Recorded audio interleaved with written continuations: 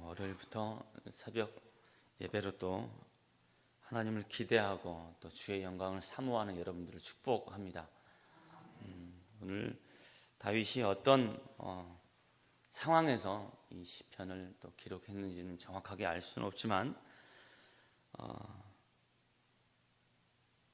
우리가 이 몇 가지 반복되는 말씀 속에서 다윗이 말하고자 하는 의도를 살펴볼 수 있을 것 같아요. 3절부터 시작되는 여호와의 소리가 계속 반복되면서 11절에서 비로소 어떤 의도에서 이것을 이 시편을 만들었는지 우리에게 가르쳐주고 있습니다. 자기 백성에게 힘을 주심이여. 여호와의 소리가 힘이 있다라는, 능력이 있다라는 말인데, 여기서 소리는 우리가 소리라고 하면 여러 가지 소리가 있지만 목소리로 생각하면 가장 맞을 것 같습니다. 여러분, 저는 목사로서 목소리가 괜찮나요? 감사합니다. 하나님의 말씀을 전달하는데 저 사람 참 목소리 이상하다, 그 정도는 아니죠. 우리 또 여기 또 목소리로 또 사시는 분이 계셔서 누구보다 이 목소리의 중요성을 잘 아실 것 같은데, 하나님의 말씀을 이렇게 전해야 되는데 아무리 잘 전해와도 목소리가 이상하면 그 은혜가 잘 전달이 안 되겠죠. 저는 이 바울이 조금 다른 건 다 잘했을지라도 기록은 없지만요, 목소리가 조금 아볼로보다는 미흡하지 않았을까, 그렇게 생각해 봅니다. 왜냐하면 우리가 얼마 전에 마친 그 고린도 후서도 보면 고린도 사람들이 그렇잖아요. 편지로서는 굉장히 저 사람이 실력이 있고 힘이 있는데 말은 좀 시원찮았더라. 대신 아볼로는 그렇지 않았죠.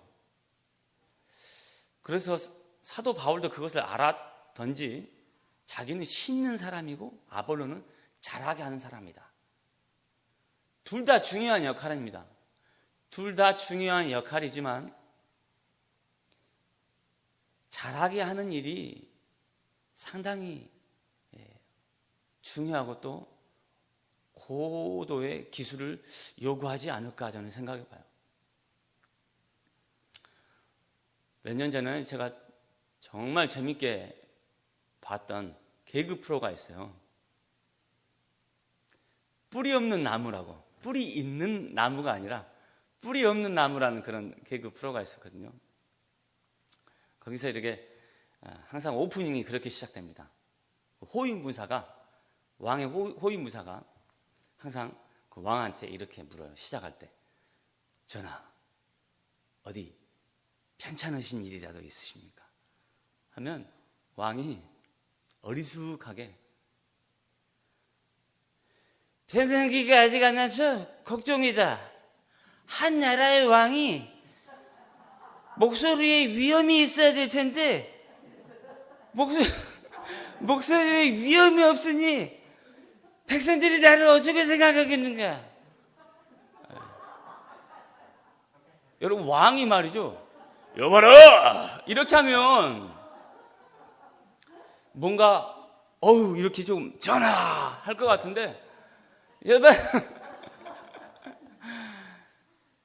웃기겠죠?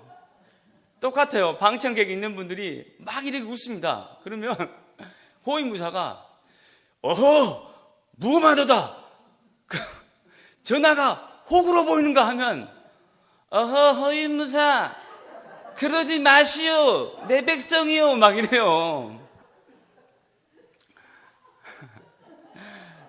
저도 하면서도 웃기네요.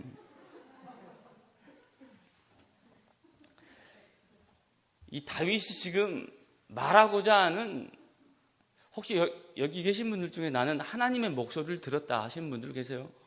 이 간혹 신앙의 경험 가운데 아까 우리도 제가 그 찬송가를 선택했지만 찬송가 540장처럼 주의 음성을 들으신 분들이 또 계시더라고요.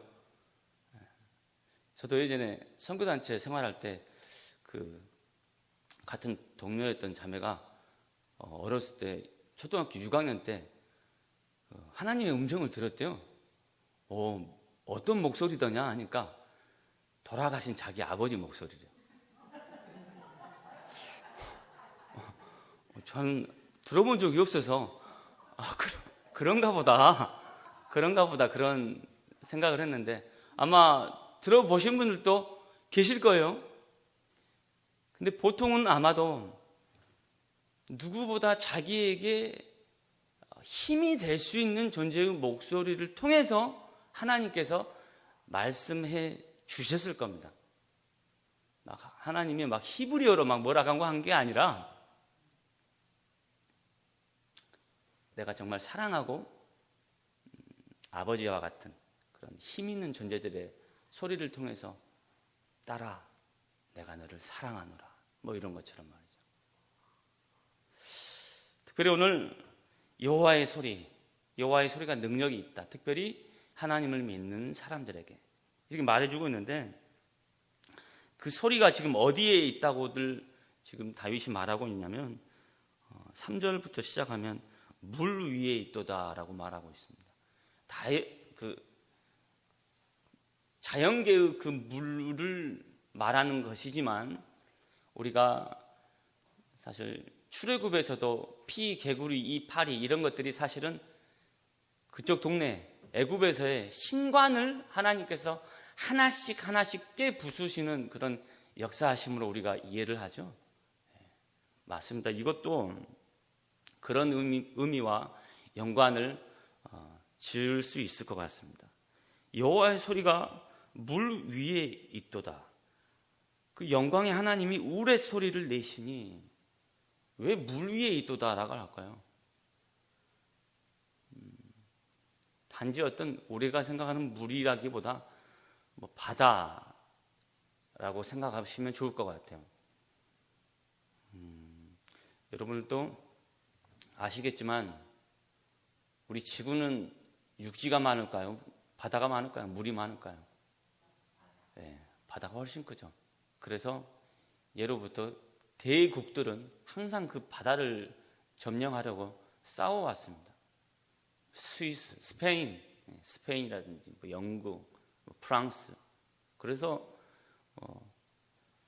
남아메리카나 그런 쪽에 가면 사실 아직까지도 스페인어를 참 많이 쓰잖아요. 힘을 지금 다윗이 어떤 표현하고자 하는 것은 그 어떤 넓은 사람들이 차지하려고 하는 그 힘의 무대를 하나님께서 다 통치하고 계신다, 지배하고 계신다라는 것을 이 표현들을 통해서 지금 말하고 있습니다. 그리고 또 이어집니다. 성경에서 구약 성경에서 자주 언급되는 이 레바논의 백향목, 사실 오늘날은 없습니다. 왜요? 씨가 다 말라버렸어요. 원치 고급이고 귀한 재료에서 고산지대에서 자라는 향도 좋고 단단하고 크기도 어마어마하거든요. 한 40m씩 자라나는 그런 나무인데 오늘날로 꼭 바꿔서 말하라고 하면 우리 꼭 포스코의 강철처럼 아주 강인함을 상징하는 거죠. 그리고 시련의 들송아지, 지금 계속해서 뭔가 그 땅에서 강인함을 상징하는 것들을 하나님이 통치하시고 지배하고 있다는 것을 나타내면서 이 여호와의 소리를 더 부각시키고 여호와의 능력을 더 부각시키면서 우리 하나님의 사람들이 이 하나님을 더욱 찬미하고 그의 능력을 힘입어 살 것을 강조해 주고 있습니다. 여러분들한테도 이 여호와의 소리가 지금 들리세요? 여호와의 능력이 여러분들 가운데 지금 미치고 있냐라는 말씀입니다. 아멘이어야 될 텐데 사실 오늘 월요일 새벽 예배잖아요.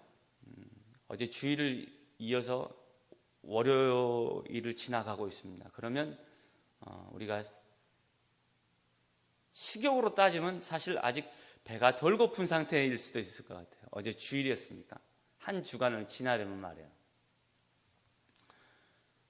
열왕기상 19장을 보면 그런 내용이 있죠. 엘리야가 엄청난 승리를 맛봅니다. 아합의 제사장들을 다 물리치고 이제 뭔가 더 이상 자기를 상대할 어떤 종교적인 라이벌들이 없는 상태에서 그 소식을 아합의 이세벨이 듣고 나서 넌 내일 점심까지 죽이겠다라는 그런 소식이 이 엘리야에게 들리죠. 어디로 도망합니까? 하나님의 산 호렙으로 도망칩니다. 거기서 그래서 막 하나님한테 막 자기를 막 대변하잖아요. 정말 열심히 특심인 사람인데 어떻게 막 이럴 수 있습니까? 하면서 그래서 하나님께서 너는 여호와의 산에 서라. 그러면서 하나님께서 오늘 이 29장과 비슷한 상황을 보여주십니다. 아주 요란한 소리들을 들려주세요. 막 지진 같은 소리도 들리시고 뭐가 부서지는 소리도 들리시고 자 그러면서 한 가지 매우 특이한 소리를 하나 들려주세요. 그게 뭐라고 적혀 있죠? 세미한 소리입니다. 세미한 소리. 뭔가 부서지고 천둥번개 같은 큰 소리들은 위험이 있고 사람이 뭔가 이렇게 움츠릴 수 있는 그런 소리인데 세미한 소리다. 그 세미한 소리가 뭔 소리였길래 엘리야가 그 소리 듣고 다시 또 회복할 수 있을까요, 여러분?